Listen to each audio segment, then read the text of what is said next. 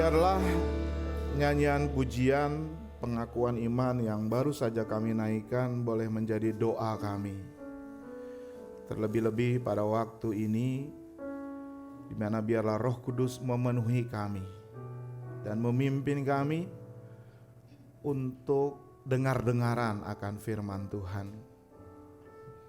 Berfirmanlah Bapa pada saat ini, berkati kami semua yang ada di ruangan ini tanpa terkecuali, supaya kami boleh dikuatkan, diberi pengertian yang benar, bahkan ditegur oleh Tuhan melalui firman-Mu. Berkati hamba-Mu yang hina,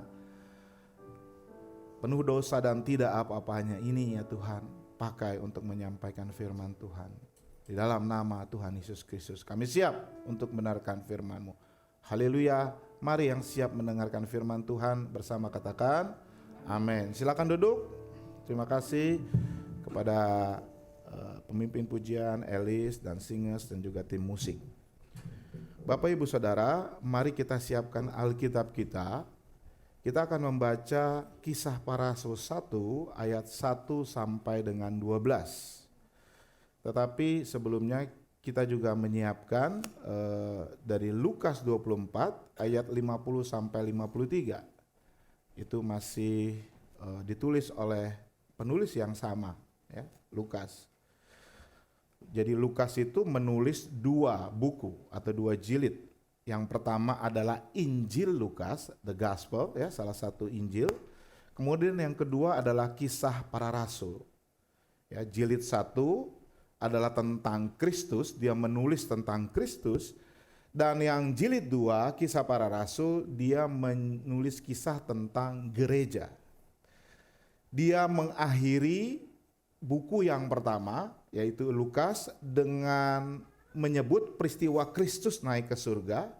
Dan di dalam bukunya yang kedua, Lukas menulis mengawali dengan peristiwa Kristus pergi ke surga. Jadi akhir dan awal dari dua kitab ini sama. Ya, jadi dia memulai Kisah Para Rasul dengan peristiwa yang sama yang ia tulis di dalam kitab Lukas. Dan saya akan membacakan mulai dari Injil Lukas, ya, dari bagian yang terakhir, yaitu Lukas 24 ayat 50 sampai 53. Saudara perhatikan baik-baik, saya akan membacakannya bagi saudara. Lukas 24 ayat 50 sampai 53. Judulnya adalah Kenaikan Yesus. Yesus membawa mereka keluar kota sampai dekat Betania. Di situ ia mengangkat tangannya dan memberkati mereka. Ketika ia sedang memberkati mereka, ia berpisah dari mereka dan terangkat ke sorga. Mereka sujud menyembah dia, lalu pulang ke Yerusalem dengan sangat bersukacita. Mereka senantiasa berada di dalam bait Allah dan memuliakan Allah. Lanjut Kisah Para Rasul 1. Hai Theophilus, dalam bukuku yang pertama aku menulis tentang segala sesuatu yang dikerjakan dan diajarkan Yesus sampai pada hari ia terangkat. Sebelum itu ia telah memberi perintahnya oleh Roh Kudus kepada rasul-rasul yang dipilihnya. Kepada mereka ia menunjukkan dirinya setelah penderitaannya selesai. Dan dengan banyak tanda ia membuktikan bahwa ia hidup. Sebab selama 40 hari ia berulang-ulang menampakkan diri dan berbicara kepada mereka tentang kerajaan Allah. Pada satu hari ketika ia makan bersama-sama dengan mereka, murid-muridnya, ia melarang mereka meninggalkan Yerusalem dan menyuruh mereka tinggal di situ menantikan janji Bapa. Yang demikian katanya telah kamu dengar daripadaku. Sebab Yohanes membaptis dengan air, tetapi tidak lama lagi kamu akan dibaptis dengan Roh Kudus. Maka bertanyalah mereka yang berkumpul di situ, Tuhan, maukah engkau pada masa ini memulihkan kerajaan bagi Israel? Jawabnya, engkau tidak perlu mengetahui masa dan waktu yang ditetapkan Bapa sendiri menurut kuasanya. Tetapi Kamu akan menerima kuasa kalau Roh Kudus turun ke atas kamu, dan kamu akan menjadi saksi-saksiku di Yerusalem dan di seluruh Yudea dan Samaria sampai ke ujung bumi. Sesudah ia mengatakan demikian, terangkatlah ia disaksikan oleh mereka, dan awan menutupnya dari pandangan mereka. Ketika mereka sedang menatap ke langit, waktu ia naik, tiba-tiba berdirilah dua orang yang berpakaian putih dekat mereka dan berkata kepada mereka, "Hai orang-orang Galilea, mengapakah kamu berdiri melihat ke langit? Yesus ini yang terangkat ke surga meninggalkan kamu akan datang kembali dengan cara yang sama seperti kamu melihat dia naik ke surga."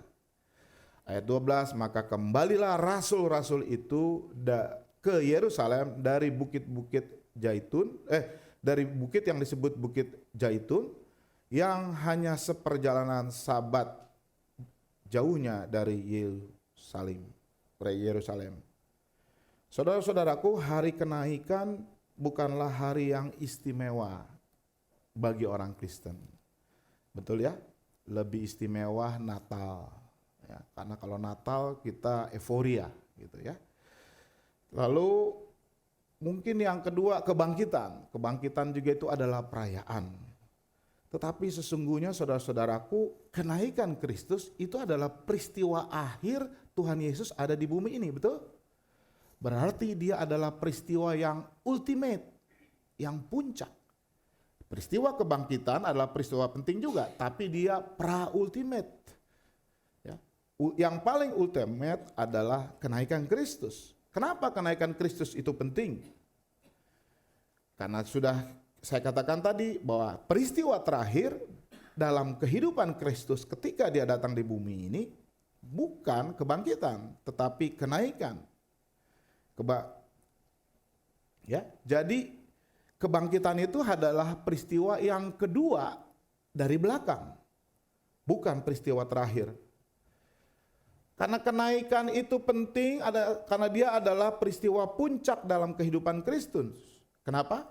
Karena di dalamnya kita baca bahwa kemuliaan yang didapatkan oleh Kristus, dan itu adalah tujuan akhir dari kehidupan Kristus, kemuliaannya. Kenaikan adalah peristiwa yang paling diabaikan dalam kehidupan Kristus juga. Murid-muridnya tidak pernah berpikir tentang kenaikan. Sekalipun itu sebenarnya adalah peristiwa puncak yang monumental dan peristiwa yang sempurna. Karena itu menyempurnakan pekerjaan Allah yang dilakukan Yesus di dunia ini. Ya, peristiwa ini adalah peristiwa yang mempunyai makna yang besar. Kita tidak bisa berpikir tentang salib tanpa kebangkitan. Tetapi kita juga tidak boleh berpikir tentang kebangkitan tanpa kenaikannya. Kenaikan Yesus itu adalah sebuah peristiwa penting karena di peristiwa itu Allah berkata, "Aku mengesahkan, memvalidasi, aku menyetujui segala sesuatu yang Tuhan Yesus Kristus lakukan di dalam hidupnya di dunia ini."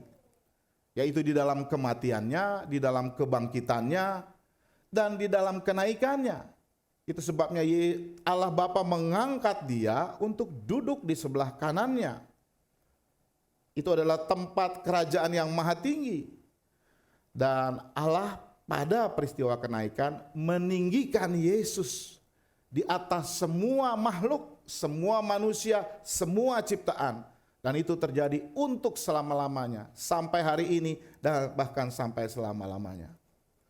Tetapi sayangnya murid-murid juga nggak memikirkan tentang kenaikan Yesus. Ya.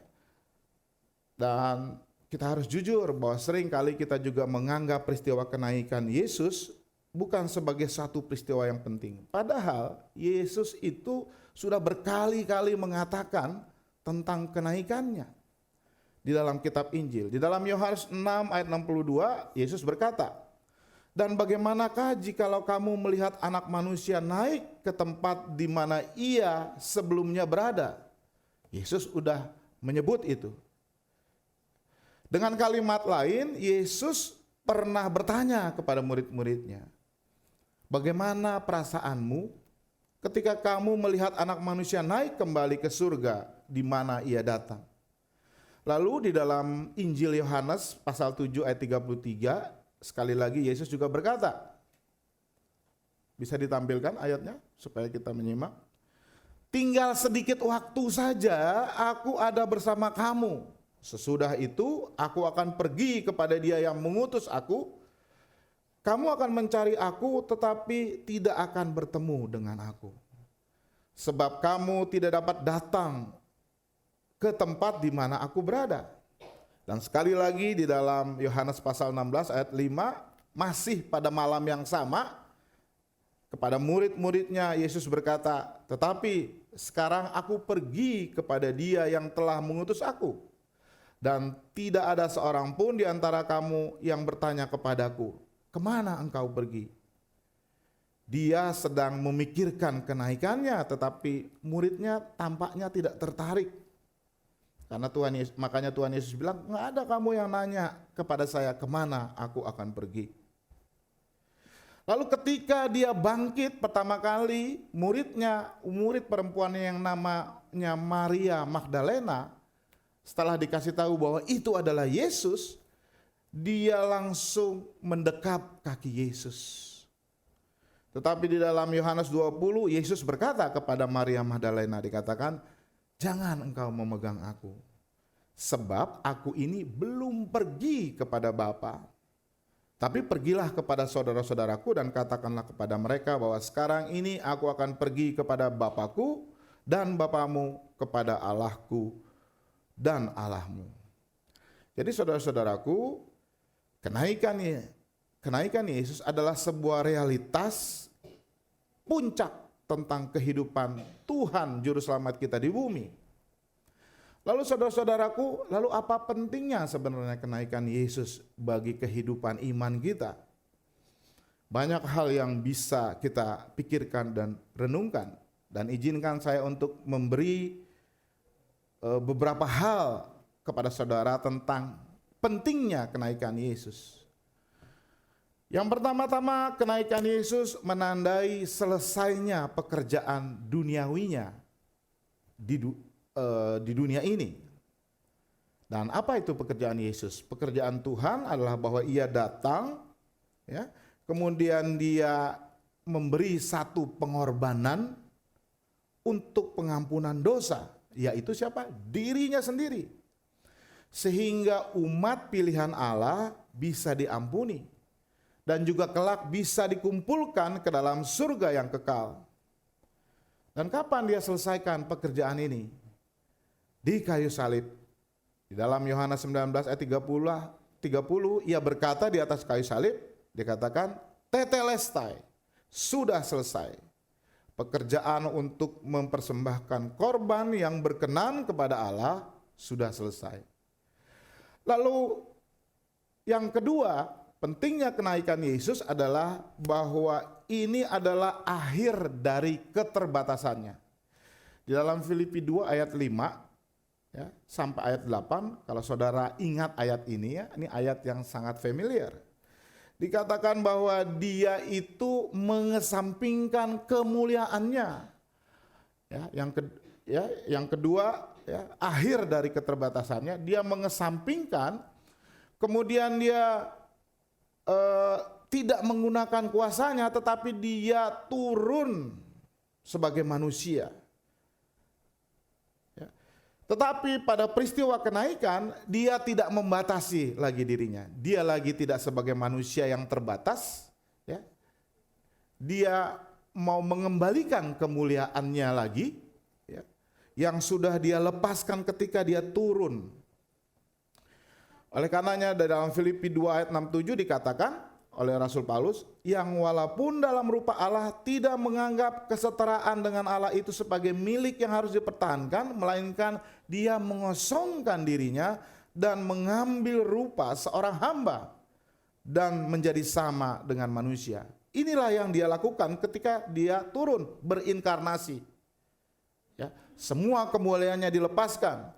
Tetapi ketika dia naik ke surga, di dalam doanya di Yohanes 17 ayat 5, Yesus mengatakan gini kepada Bapaknya, Bapa, kembalikanlah kepadaku kemuliaan yang ada padamu sebelum dunia dijadikan. Dan itulah yang dia terima ketika dia naik ke surga.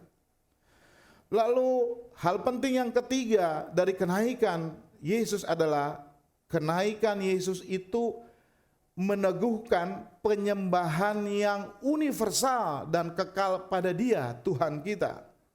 Masih di dalam Filipi 2 ayat 9, ya, firman Tuhan katakan begini, disaksikan bahwa setelah dia merendahkan dirinya, taat sampai mati, bahkan taat disiksa di kayu salib, ayat Filipi 2 ayat 9 katakan, Allah meninggikan dia, sangat meninggikan dia, dan mengaruniakan kepadanya nama di atas segala nama. Supaya apa? Supaya dalam nama Yesus bertekuk lutut segala yang ada di langit, yang ada di atas bumi, yang ada di bawah bumi, dan segala lidah mengaku bahwa Yesus Kristus adalah Tuhan bagi kemuliaan Allah Bapa. Kenaikannya ke surga itu menetapkan secara permanen bahwa penyembahan yang universal, kekal, hanya kepada anak Allah. Dan itulah yang terjadi di surga saat itu, bahkan terus terjadi sampai sekarang dan selamanya, bahkan nanti sampai Tuhan Yesus datang. Semua makhluk akan sujud menyembah, termasuk iblis dan setan. Mereka pun akan tekuk lutut. Jadi kenaikan Kristus mempunyai makna bahwa sejak saat itu semua penyembahan hanya bisa dinaikkan kepada Dia dan semua makhluk akan menyembah Dia. Saudara-saudaraku, kita masuk ke signifikasi yang keempat, dan mulai yang keempat ini lebih apa pentingnya buat kita sebagai umat pilihan. Yang keempat, kenaikan Tuhan itu menandakan bahwa Roh Kudus itu diutus oleh Tuhan kita. Di ruang atas, upper room, sebelum Tuhan kita disalibkan, ia berkata di dalam Yohanes 16 ayat 7, Aku berkata kepadamu, sesungguhnya aku pergi adalah untuk kepentinganmu. Sebab jikalau aku tidak pergi, penghibur itu artinya Roh Kudus, tidak akan datang kepadamu. Tetapi jikalau aku pergi, aku akan mengutus dia kepadamu. Poin yang ingin Tuhan Yesus jelaskan adalah, lihatlah sekarang pada saat itu sebelum dia naik, aku bersama kamu. Tetapi aku tidak bisa berada di sini bersama kamu, lalu saya bisa berada di tempat lain dengan murid yang lain. Tetapi secara daging ini, saya hanya bisa berada di satu tempat dan di satu waktu. Tetapi kalau saya pergi, lalu saya mengutus Roh Kudus, maka saya akan bisa menyertai umat pilihanku dimanapun mereka berada. Ya. Saudara bayangkan kalau Yesus tidak naik setelah dia bangkit ada di sini, pasti pengkhotbah setiap gereja hanya satu. Betul? Namanya Yesus Kristus, karena memang Dia yang kita sembah. Tetapi begitu banyaknya gereja di dunia ini sehingga nggak ada yang dapat giliran. Mungkin kita dapat giliran tahun 3000. Segitu banyaknya. Tapi itu makanya Tuhan bilang, lebih penting aku pergi. Karena kalau aku pergi, aku akan menyertai kamu dimanapun. Itu adalah Roh Kudus. Karena Roh Kudus itu adalah rohnya, karena Roh Kudus itu adalah Allah. Roh Kudus itulah yang akan memberdayakan, empowering kita. Roh Kudus itu adalah, roh itu akan tinggal di dalam baitnya, yaitu di dalam tubuh kita, di dalam diri kita. Ia juga akan memampukan kita dan dia juga akan menghibur kita. Itu adalah janji Tuhan dan benar saudara. Buktinya di dalam Kisah Para Rasul 2, ketika Roh Kudus itu datang, pada hari Pentakosta terjadi ledakan yang luar biasa. Ketika Petrus berkhotbah, 3.000 orang bertobat. Kemudian hari-hari berikutnya ribuan lagi, dan ribuan lagi. Dan itu adalah pekerjaan Roh Kudus yang mengempowering umat Allah pada saat itu. Dan terus sampai berabad-abad, 2000 tahun kemudian sampai saat ini. Kuasa Roh Kudus terus berkeliling dunia dan membangun gerejanya. Lalu berikutnya, apalagi artinya bagi kita? Berikutnya adalah yang perlu kita pikirkan, bahwa kenaikan Yesus menandai dimulainya persiapan Tuhan akan rumah sorgawi kita. Seperti tadi yang sudah dibaca. Di dalam Yohanes 14 sekali lagi para murid sedang sedih, masgul, karena Yesus akan pergi. Tetapi Yesus berkata kepada murid-muridnya, di dalam ayat 1 dikatakan, jangan gelisah hatimu. Percayalah kepadaku, percayalah juga kepadaku. Di rumah Bapakku banyak tempat tinggal. Jika tidak demikian tentu aku mengatakannya kepadamu, sebab aku pergi ke situ untuk menyediakan tempat bagimu. Dan apabila aku telah pergi ke situ dan telah menyediakan tempat bagimu, aku akan datang kembali dan membawa kamu pergi ke tempatku, supaya di tempat di mana aku berada, kamu pun berada. Dan kemana aku pergi, kamu tahu jalan ke situ. Jadi hal yang berikutnya, yang kelima adalah penting buat kita, karena Tuhan menyediakan tempat kita di surga. Saudara-saudara yang sudah dimuliakan, yang sudah berangkat duluan, karena rumahnya sudah jadi. Kita masih ada karena rumah kita belum jadi. Tetapi ada jaminan dari Kristus bahwa Dia pergi untuk menyediakan tempat bagi kita. Dan saudara-saudaraku, ada keuntungan berikutnya juga buat kita. Kenapa? Di dalam pengakuan iman rasuli dan juga di dalam kesaksian Injil dan kisah para surat-surat rasul, dikatakan Yesus naik ke surga dan duduk di sebelah kanan Allah. Stefanus menyaksikan itu ketika dia mau dirajam ya, oleh bangsa-bangsa Israel. Lalu dia melihat ke surga, dia melihat Allah Bapa, dan ada Tuhan Yesus di sebelah kanannya. Dan buat apa Yesus duduk di sebelah kanan Allah? Karena sebelah kanan itu adalah tanda kepercayaan dari orang yang berkuasa. Yesus duduk di sebelah kanan Allah sebagai pengantara kita. Di sana dia berdoa untuk kita. Dia menjadi imam besar. Saudara tahu ya, di dalam Israel, ya, di dalam budaya dan agama Yahudi, imam besar itu adalah mempersembahkan korban untuk umat Israel, supaya dosa-dosanya diampuni, supaya Tuhan berkenan, dan dia harus membawa domba, anak domba jantan yang tidak bercacat celah.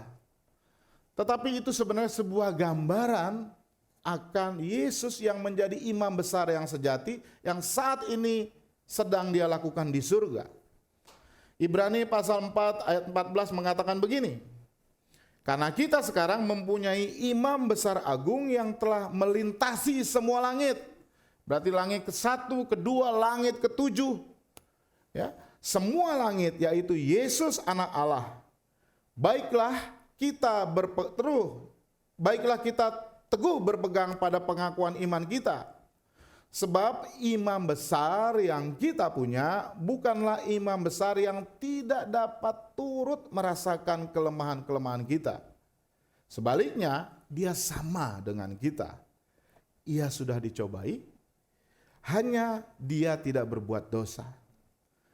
Oleh karena itu, marilah kita dengan penuh keberanian menghampiri tahta kasih karunia, supaya kita menerima rahmat dan menemukan kasih karunia untuk mendapatkan pertolongan kita pada waktunya.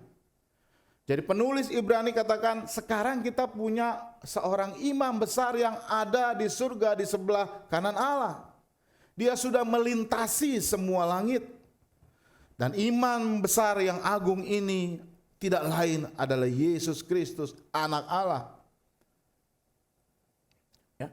Dan mengetahui bahwa dia ada di sana, dia sudah memiliki kita, maka dikatakan tidak ada yang bisa memisahkan kita dari kasih-Nya. Karena imam besar yang mewakili kita di hadapan Allah ya, adalah imam besar yang bersimpati kepada kita. Merasakan apa yang kita rasakan, karena dia pernah dicobai, ya, karena dia pernah menderita. Sama seperti kita, cuman bedanya dia nggak berdosa. Jadi saudara-saudaraku, daripada kita segan dan takut bahwa Yesus itu akan meninggalkan kita karena kita jatuh dan jatuh terus ke dalam dosa, firman Tuhan hari ini menguatkan kita harus punya keberanian. Mari kita selalu mendekat kepada Tuhan, imam besar yang setia itu, imam besar yang simpati kepada saudara dan saya dengan penuh tahta kasih karunia. Saudara-saudaraku, hal yang terakhir yang penting tentang kenaikan Yesus bagi kita adalah bahwa ketika di dalam Kisah Para Rasul ayat 1 sampai 11, kita sudah sampai ke poin yang ke-7, tolong dimajukan. Kisah Para Rasul ayat 11, 1 ayat 11 yang tadi kita baca, ya, bahwa Yesus terangkat ke surga dan ada malaikat yang bilang, Yesus terangkat ke surga ini akan datang sama seperti kamu melihat dia naik ke surga. Bagaimana Yesus pergi? Di atas awan. Lalu bagaimana nanti dia akan datang? Dia akan datang di atas awan. Jadi saudara-saudaraku, penting buat kita untuk mengingat arti kenaikan Yesus, bahwa kenaikan Yesus menjamin bahwa dia akan datang kembali. Yesus berkata, aku menyiapkan tempat bagimu dan akan kembali untuk menjemputmu. Jadi saudara-saudaraku, adalah lebih baik Yesus itu pergi ke surga. Lebih baik bagi kita karena kita punya imam besar, karena kita ada jaminan tempat di surga, apalagi karena dia memberikan Roh Kudus bagi kita.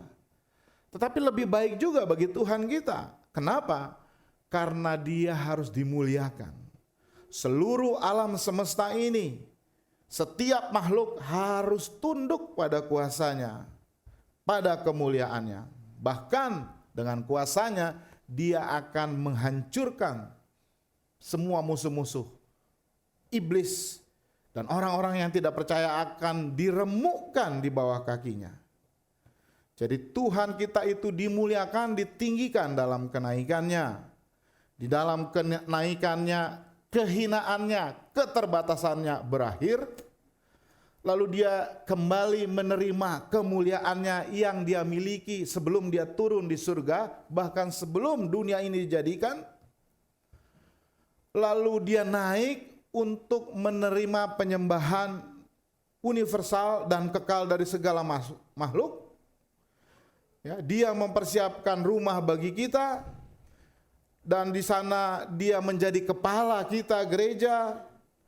Dan pada waktunya Bapa di surga, dia akan datang kembali. Saudara-saudaraku, lalu tema kita tadi dikatakan apa?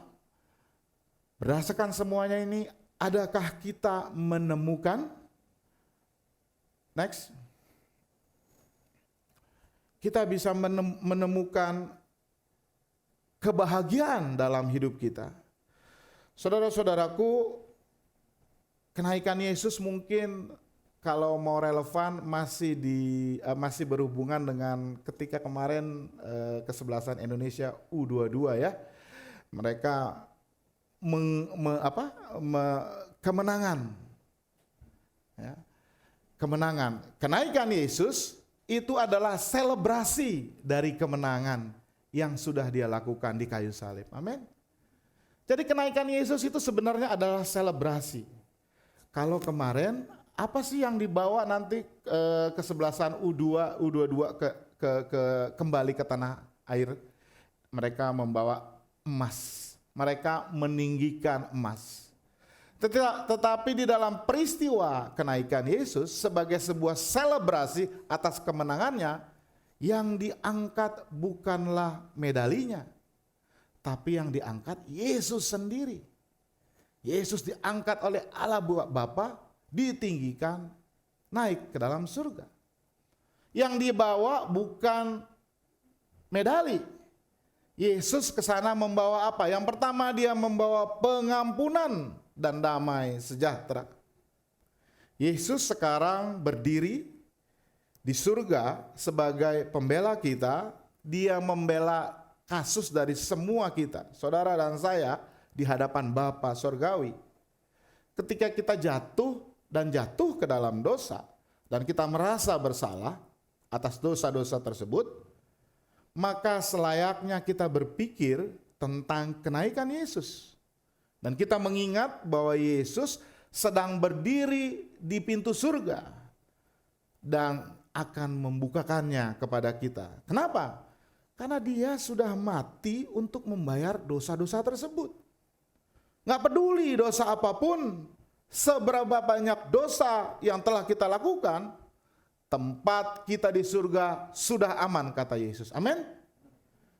Jadi kenaikan Yesus itu membawa dan menjamin pengampunan dan damai sejahtera bagi kita.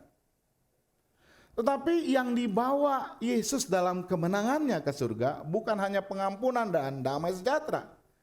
Yang kedua, dia juga bawa side plan atau denah dari surga, di mana di dalamnya ada rumah-rumah kita.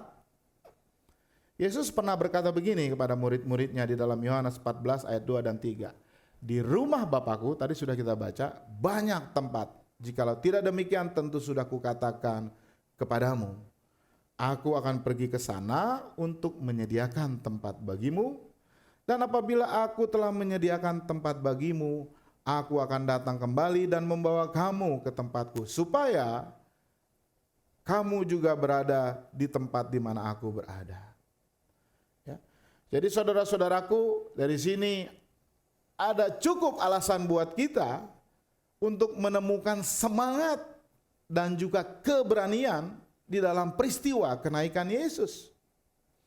Karena hal itu meyakinkan kita bahwa tempat kita sudah terjamin.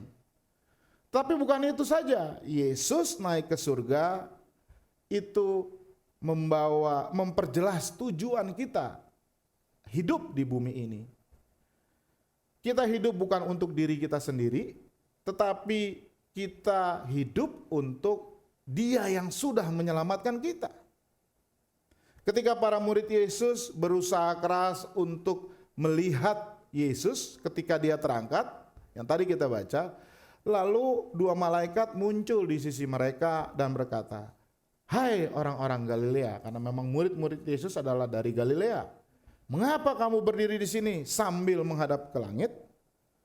Sebenarnya dengan perkataan lain, malaikat itu berkata kepada murid-muridnya, jangan bengong, jangan cuma berdiri diam melihat ke atas.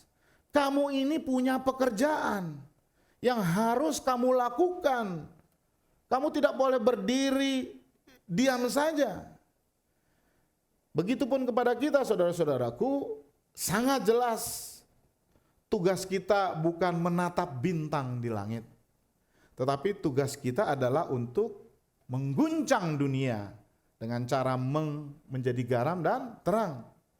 Kita ini bukan stargazer yang hanya melihat bintang, tetapi kita adalah earth shaker.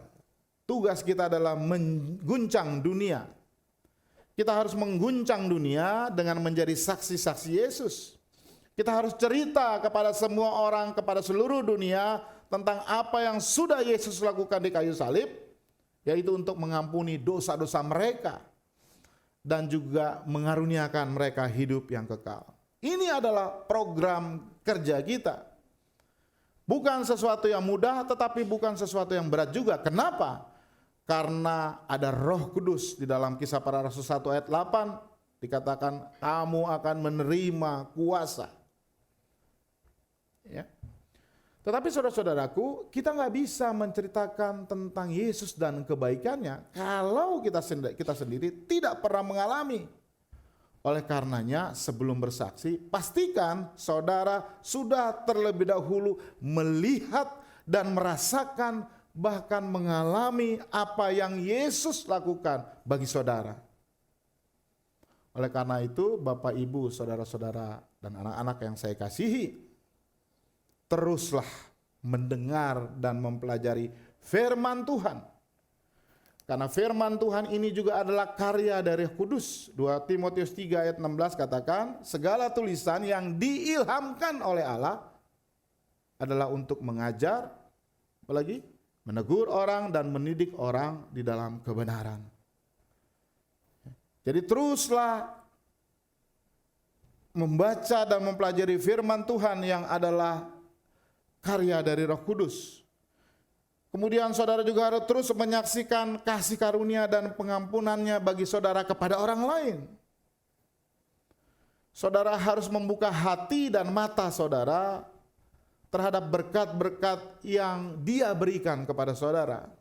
Apakah itu berkat pekerjaan, berkat pada keluarga, rumah, pendidikan dan lain sebagainya. Ceritakanlah kepada banyak orang, kepada orang lain, kepada teman saudara tentang Allah yang luar biasa yang telah memberikan semua itu kepada saudara.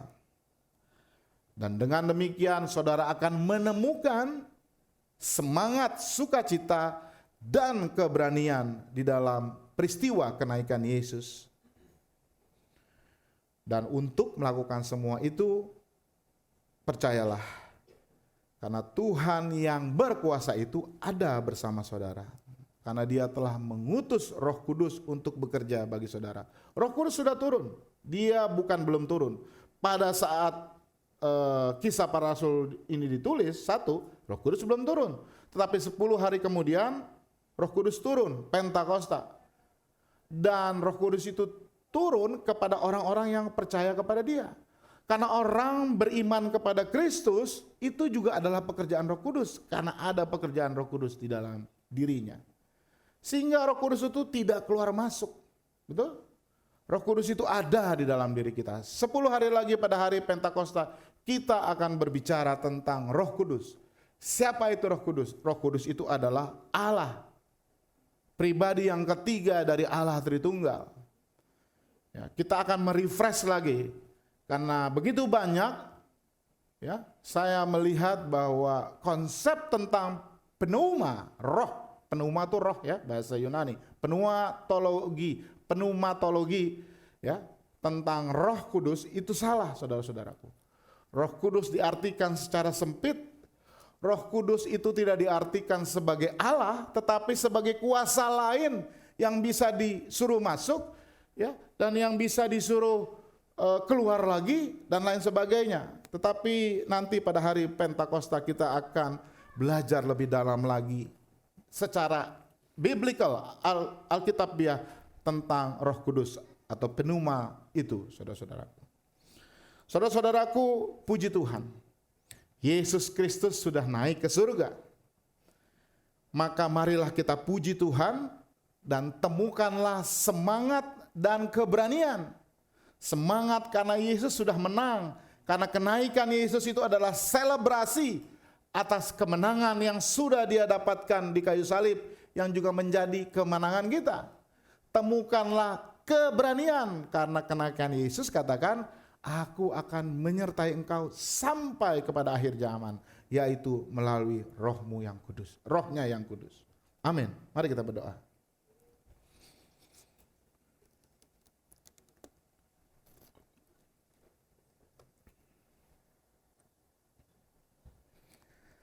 Sebelum kita berdoa sebagai respon,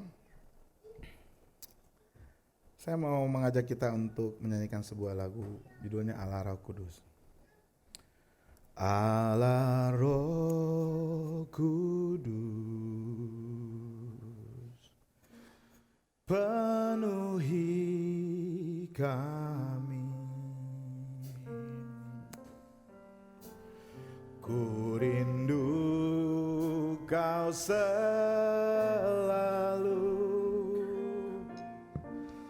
dalam hidupku. Allah Roh Kudus, ubah hatiku. Allah Roh Kudus,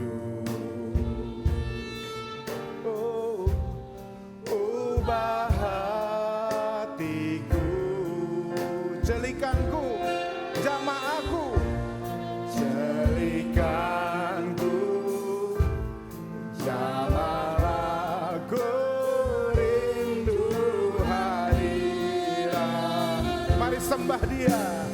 Ku sembah Kudus, Kuduslah Tuhan, dan ku sanjung Kau mulia, mulia. Saya undang kita untuk bangkit berdiri. Mari nyanyikan lagi dari awal. Sapa Dia, Allah Roh Kudus. Allah Roh Kudus, penuhi kami. Kami rindu Tuhan, Kau selalu datang. Kami rindu Kau selalu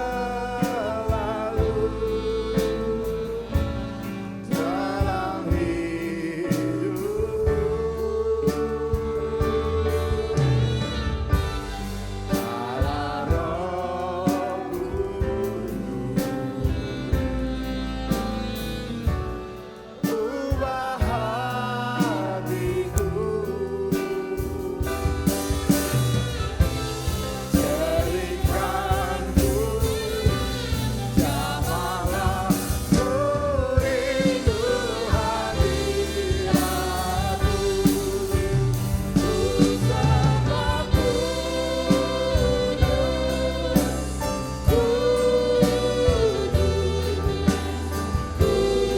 Kuduslah Tuhan, yang ku sanjung Kau mulia, mulia bagimu.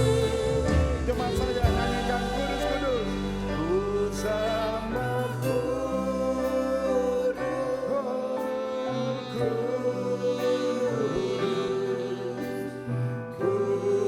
Kuduslah Tuhan, dan ku sanjung Kau mulia, mulia bagimu Tuhan. Tuhan, kami bersyukur sekali lagi bahwa firman-Mu begitu kaya dan begitu sempurna. Ini adalah kebenaran-kebenaran surgawi. Ini adalah realitas yang tidak akan diketahui oleh siapapun, yang tidak pernah dilihat oleh mata, yang tidak pernah didengar oleh telinga, yang tidak pernah tersedia. Kebenaran-kebenaran yang kami rayakan hari ini hanya terungkap, hanya kami ketahui karena Engkau yang telah menyatakannya di dalam firman-Mu. Dan Engkau telah memberikan Roh Kudus-Mu kepada kami sehingga kami dapat memahaminya dengan benar. Kami bersuka cita karena pada hari raya kenaikan ini kami tidak hanya memikirkan tentang Kristus yang telah bangkit, tetapi juga tentang Kristus yang telah naik. Dan kenaikan Kristus adalah penjelasan-Mu lebih dalam lagi atas kematian dan kebangkitan Kristus. Engkau telah meninggikan Dia di sebelah kanan-Mu dan menjadikan Dia Tuhan atas semua orang dan segala sesuatu, segala makhluk. Dan Ia adalah Tuhan kami yang menyediakan tempat untuk mengumpulkan kami kembali kepada-Nya. Kami bersuka cita atas segala sesuatu yang Kristus telah anugerahkan kepada kami. Kami berdoa agar tidak ada seorang pun yang akan menjadi musuh juru selamat Sang Penebus. Oleh karenanya Bapa, bukalah setiap hati untuk kemuliaan Yesus Kristus sebagai Tuhan dan Juru Selamat. Dan kami berdoa hanya di dalam namanya. Amin.